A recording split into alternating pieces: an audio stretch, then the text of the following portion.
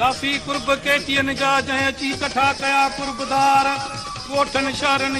जंगलन में अची सजनन लधी सार वॾियूं मेहनतूं अली काज़ी जूं बेहद बेशुमार मौला तिन मर्दन जा तूं बेड़ा कर हो पार